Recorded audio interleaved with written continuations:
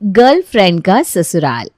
ये कहानी है एक मिडिल क्लास फैमिली की जो हंसी खुशी अपना जीवन व्यतीत कर रहा था। लेकिन फिर तभी एक दिन इनकी जिंदगी एक नया मोड़ लेती है। तो एक दिन सुबह, अरे मोहिनी जल्दी करो, जल्दी मेरा टिफिन दे दो, मुझे लेट हो रहा है। हाँ बाबा आई, ये लीजिए आपका टिफिन।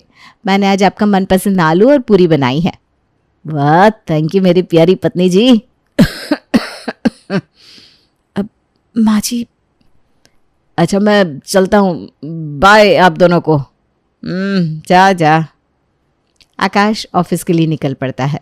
थोड़ी देर बाद ऑफिस में पहुंच जाता है। अरे आकाश, तूने सुना? दिलीप की शादी एक अमीर लड़की से हुई है। सुना है भर भर कर दहेज मिला है उसको।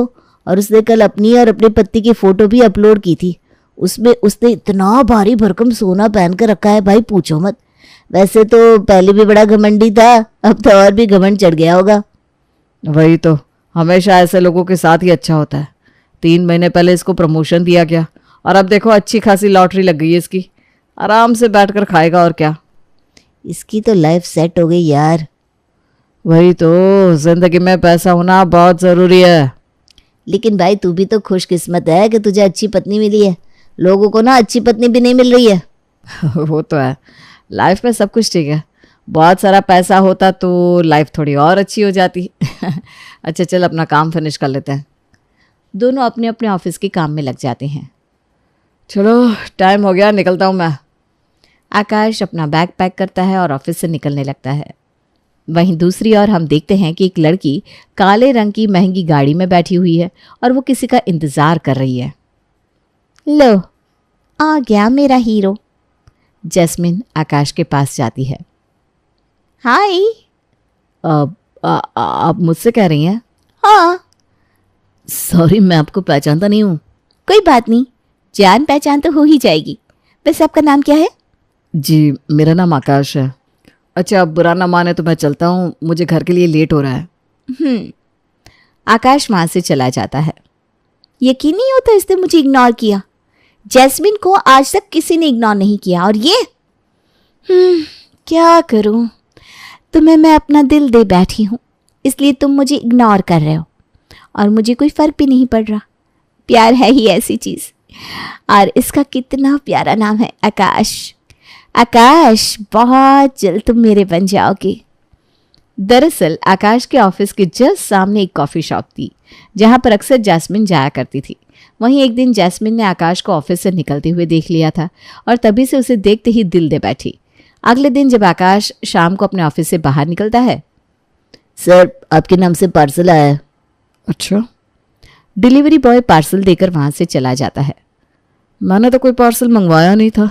ये पार्सल खोल कर देखता हूँ आखिर इसमें है क्या। आकाश वो पार्सल खोलता है तो देखता है उसके अंदर एक महंगा वाला फ़ोन है। दरअसल उसका पुराना वाला फ़ोन खराब हो रहा था और उसे नए फ़ोन की सच में ज़रूरत भी थी। चलो रख ही लेता हूँ, जिसने भी भेजा हो। करीब 3 दिन बाद। हाय। हाय, आप यहाँ फिर आ गई?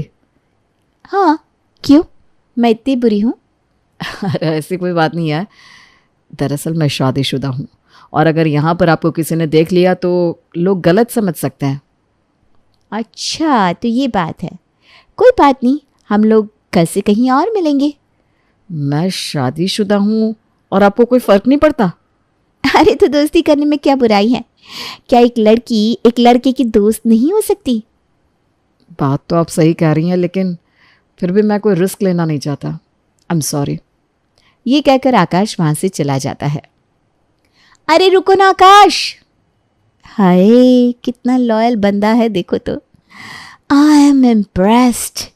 मुझे तो इसकी हर एक चीज़ अच्छी लगती है। कितना लॉयल है, कितना अच्छा दिखता है और क्या पर्सनालिटी है। वाह वाह वाह।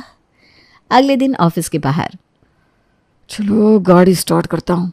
रुको रुको रुको रुको, आज आपका जन्मदिन है। Happy birthday. ये लीजिए आपके लिए गिफ्ट। देखिए, मैं आपसे गिफ्ट नहीं ले सकता। अरे अपनी एक अच्छी दोस्त की तरफ से ले लीजिए ना। अरे पर क्या आपको पता है जो फ़ोन आप यूज़ कर रहे हैं वो मैंने ही आपको भिजवाया था। दरअसल मैंने आपको अपने दोस्त के साथ बात करते हुए सुन लिया था कि आपको एक नए फ़ोन की ज़रूरत है। क्या? आप मेरी बातें छिप छिप के सुनती हैं? अरे नहीं नहीं नहीं, जब मैं आपसे मिलने आई थी तभी थोड़ी देर पहले ये आप दोनों की थोड़ी बात सुन ली थी। अच्छा वो सब छोड़िए, ज़रा इस बॉक्स को ओपन करके देखिए। आकाश उस गिफ्ट को ओपन करता है तो देखता है कि उसके अंदर एक सोने की चेन है जिसकी कीमत लगभग 50,000 रुपये होगी। इतनी महंगी चेन? अरे ज़्यादा महंगी नहीं है, मैं तो सोच रही थी मैं आपके लिए इससे भी महंगा वाला तोहफा लेकर आऊँ, लेकिन फिर मुझे लगा कि ज़्यादा महंगा तोहफा आप एक्सेप्ट नहीं करेंगी। प्लीज़ इसे आप रख लीजिए ना, मुझे बहुत खुशी होगी। आकाश को यकीन नहीं हो रहा था कि आखिर ये लड़की इतने महंगे महंगे गिफ्ट्स उसे क्यों दे रही है। खैर वो सोचता है कि जब उसे इतने महंगे गिफ्ट्स मिल ही रहे हैं तो वो मना किस बात के लिए करे, और वो भी लालच में उस गिफ्ट को एक्सेप्ट कर लेता है। अच्छा हुआ कि आपने एक्सेप्ट कर लिया, तो अब हम दोस्त हैं ना? अच्छा तो अपना नंबर दे दीजिए। अरे ठीक है। आकाश जैस्मिन को अपना नंबर दे देता है और उससे थोड़ी बहुत बातचीत करके अपने घर के लिए निकल जाता है। घर पहुंचकर वो सारी बात अपनी पत्नी को बता देता है। कसम से वो तो मेरे पीछे ही पड़ गई थी। अब तुम बताओ मोहिनी कि मैंने उसका गिफ्ट एक्सेप्ट करके सही किया या नहीं। वो तुम्हारे पीछे तो पड़ी है, लेकिन कोई बात नहीं, उसके ऐसा करने से हमें तो फ़ायदा ही हो रहा है ना, और ये तो अच्छी बात है। सोचो इतने कम समय में उसने तुम्हें 1 लाख से ऊपर का गिफ्ट दे दिया है। अरे ये तो सोचो कि आगे वो कितना देगी। वो तो ठीक है, लेकिन कहीं ऐसा ना हो कि ये लड़की गड़बड़ हो। अरे गड़बड़ होगी भी तो हम लोगों से बच नहीं सकती। तुम बस ना करते रहो और दूसरी तरफ गिफ्ट लेते रहो, और अगर बाई चांस वो कुछ गड़बड़ करती भी है तो हम बोल देंगे कि सारी गलती इस लड़की की है, यही तुमसे चिपक रही थी और क्या। और वैसे भी तुमने उसे बता तो दिया है ना कि तुम शादीशुदा हो, फिर भी वो तुमसे चिपक रही है, अब उसमें तुम्हारी क्या गलती। लेकिन माँ को पता चला तो उसकी टेंशन तुम ना लो। फिर अगले दिन, हेलो जैस्मिन। हेलो आकाश, तुम्हारा लंच ब्रेक हुआ है क्या? हाँ जस्ट अभी। अच्छा तो आज मेरा बर्थडे है, क्या तुम मुझे मून रेस्टोरेंट में मिलोगे? अब हाँ क्यों नहीं। शाम होती है, आकाश सीधे चला जाता है जैस्मिन से मिलने के लिए। अरे उसने तो बोला था कि 6:30 बजे आ जाएगी, यहाँ पर मिलेगी। हाय आकाश। आकाश जैस्मिन को रेस्टोरेंट के गेट से आते हुए देखता ही रह जाता है, क्योंकि इस समय जैस्मिन ने स्काई ब्लू रंग की एक वेस्टर्न ड्रेस पहन रखी थी जो उस पर बेहद जच रही थी। हाय। तुम जिम वगैरह करती हो क्या? सही कहा, कैसे पता? बस ऐसे ही। अच्छा बैठो ना, ये बताओ क्या ऑर्डर करूं? मेरे लिए एक लेमन सोडा और इडली बस। तो मैं अपने लिए एक पिज़्ज़ा ऑर्डर कर लेता हूँ। ये बताओ मैं कैसी लग रही हूँ? अच्छी लग रही हो। Thank you so much. वैसे तुम भी ना काफ़ी अच्छे लग रहे हो, ऐसा कोई दिन नहीं होता कि तुम अच्छे ना लगे हो। अब ये कुछ ज़्यादा ही तारीफ हो गई। नहीं, तुम्हारी जितनी भी तारीफ की जाए वो कम ही है। और इस तरह जैस्मिन आकाश की खूब तारीफ करती है। दोनों आज बहुत अच्छा समय एक दूसरे के साथ बिताते हैं। थोड़ी देर बाद वे दोनों रेस्टोरेंट से निकल जाते हैं। अच्छा आकाश, मुझे पता है कि तुम अपने ऑफिस वर्क के कारण बिजी रहते हो, सो मैं तुमसे पहले ही पूछ लेती हूँ, क्या तुम मुझे 5 दिन बाद मिलोगी? शहर में बहुत बड़ा मेला लगने वाला है, मैं वहाँ जाना चाहती हूँ तुम्हारे साथ। क्या तुम टाइम निकाल पाओगी? हाँ ठीक है। Okay, I am so happy. Jasmine खुश होकर आकाश को गले लगा लेती है। आकाश शर्मा जाता है। लड़की मैं हूं और शर्म तुम्हें आ रही है। क्यूट। Okay bye. दोनों अपनी अपनी गाड़ी में बैठकर चले जाते हैं। 5 दिन बीत जाते हैं और ये दोनों फिर से एक बार मिलते हैं। दोनों मेले में खूब मस्ती करते हैं। वहीं इसके बाद जैस्मिन मेले से आकाश के लिए ढेर सारी शॉपिंग भी करती है। अरे तुमने तो पूरा मेला ही खरीद लिया। तुम्हारे लिए तो ये छोटी सी बात है। अच्छा ठीक है, मैं तुम्हें घर तक ड्रॉप कर देती हूँ। जैस्मिन आकाश को उसके घर तक ड्रॉप कर देती है। उन दोनों को देखते ही मोहिनी घर से बाहर निकलती है। अरे मैडम जी, आप यहाँ पर पहली बार आई हैं, आइए ना, अंदर आइए। मोहिनी बहन माफ़ करना, देखो ना रात हो गई है, मुझे भी तो घर पहुँचना है। हाँ वो तो है, अब मैं चलती हूँ। ओके। जैस्मिन चली जाती है। वहीं मोहिनी इतना सारा सामान देकर बहुत खुश हो जाती है। दोनों अंदर जाते हैं। बेटा वो लड़की कौन थी और ये इतना सारा सामान तो खरीद कर लाया है क्या बेटा? वो अरे माँ जी ये इनकी नई बॉस है। आज ऑफिस में मीटिंग बहुत देर तक चली ना, तो बस इसीलिए यहाँ पर इन्हें छोड़ने आई थी। और हाँ, हम ना आपको बताना ही भूल गए थे, कल ना इनका प्रमोशन हुआ है और इन्हें ऑफिस की तरफ से 17,000 मिले हैं, तो बस थोड़ा बहुत सामान खरीद कर लिया है। लेकिन आकाश आज अपनी बाइक से क्यों नहीं गया? वो इनकी बाइक जाम हो गई थी ना, तो इसीलिए। अरे आप टेंशन मत लीजिए, कल सुबह सुबह ये जाते हुए बनवा लेंगे। ठीक है बेटा, जा आकाश का खाना लगा दे। जी माँ। दिन बीतते रहते हैं। जैस्मिन आकाश को नए नए गिफ्ट देती रहती है। वो कभी उसके घर के लिए महंगी वाली वॉशिंग मशीन देती, तो कभी महंगी टीवी, तो कभी महंगा महंगा स्पीकर और न जाने क्या क्या। इसी बीच जब आकाश जैस्मिन से मिलने के लिए जाता है, इस पार्क में कितने सुंदर फूल लगे हैं ना। मुझे तो इस पार्क की यही खासियत लगती है कि यहाँ पर बहुत सारे सुंदर सुंदर फूल है। बिल्कुल तुम्हारी तरह है सुंदर। वाह, तुमने पहली बार मेरी तारीफ खुद से की है। अब आकाश, अब मुझसे तुम्हारे बिना एक पल भी नहीं रहा जाता। मुझे तुम्हारे बिना बिल्कुल भी अच्छा नहीं लगता। काश कुछ ऐसा होता कि मैं तुम्हें हर पल देख सकती। अब अच्छा सुनो ना, क्या मैं तुम्हारे घर में रेंट पर रह सकती हूँ? अब प्लीज़ मना मत करना। तुम चिंता मत करो, कोई भी गड़बड़ी नहीं होगी। बस तुम एक बार हाँ कर दो प्लीज़। अच्छा ओके, मैं अपनी माँ से बात करूँगा। ठीक है, कल ही मैं अपना सारा सामान लेकर तुम्हारे घर आ जाती हूँ, तुम्हारी किराएदार बनकर। और ऊपर से कल संडे भी है, तो तुम भी वहीं पर रहोगी। मैं तुम्हें जी भर के देखूंगी। पगली।